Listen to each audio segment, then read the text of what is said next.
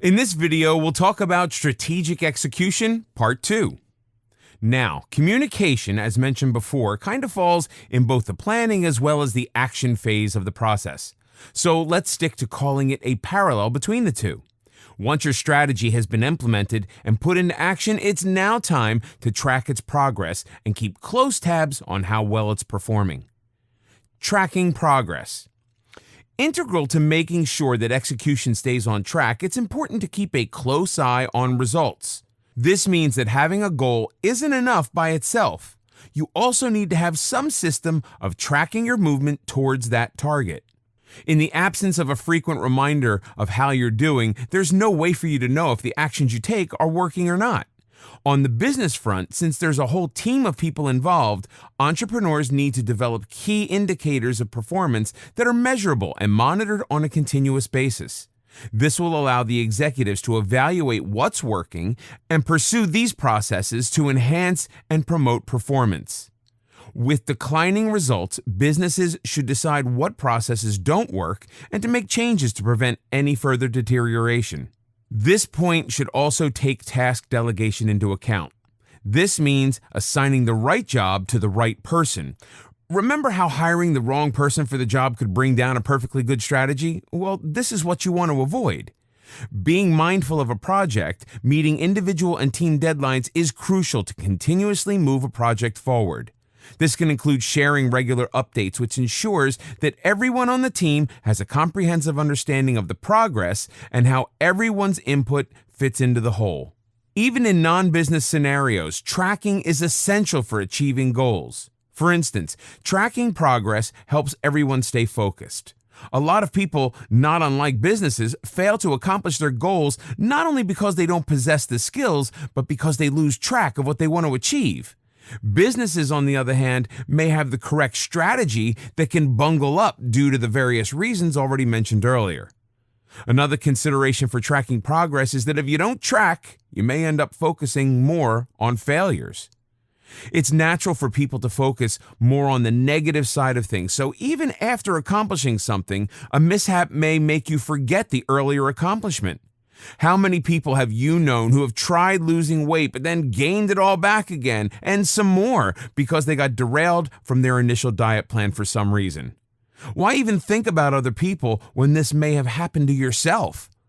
Likewise, business scenarios demand that all progress and setbacks be recorded vigilantly to weed out the mistakes from the accomplishments. In a strictly entrepreneurial sense, tracking progress makes breaking bigger tasks into smaller steps much easier. A big presentation due in less than a week, when broken down into smaller tasks such as research, task delegation, data analysis, and choosing the medium for the presentation, makes the strategic goals so much more attainable, realistic, and less overwhelming. Measuring progress in business. Looking at bottom-line results in areas such as spending, sales, or profits does not help understand how or why you reach those figures or how to improve performance. One of the biggest benefits of measuring performance is that you identify areas where you may be struggling. If you have a master budget, conducting a monthly analysis will show you where your results do not meet your projections. Tracking may just be what you need to realize that your projections might have been too optimistic and that the performance did not live up to its expectation.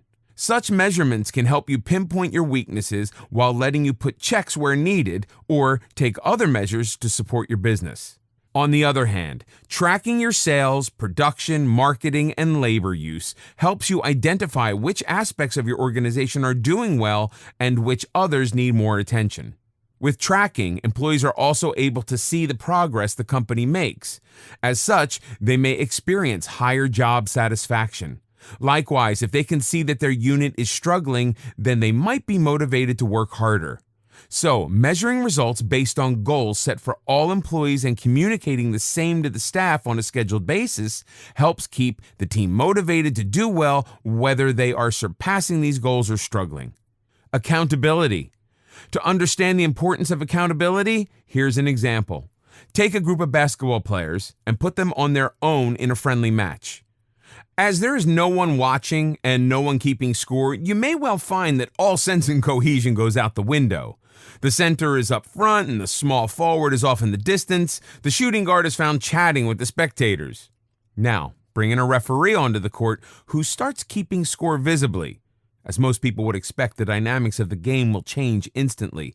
Players would start playing positions they were assigned because now they are actually trying to perform well to win. The simple act of being observed and being held accountable has made all the difference. It's no different in the workplace setting. While holding people accountable certainly helps the business, it is only when accountability is made visible that the real results are delivered. As per the example, accountability was vaguely there with each player knowing their position and role, but it took a crowd of onlookers and a referee for them to start aiming for success in those roles. Employees at a business are much the same. With roles defined correctly, they will know what they need to do to succeed. But if their success is not marked, or if the metrics are not visible or relevant, then accountability loses its impact.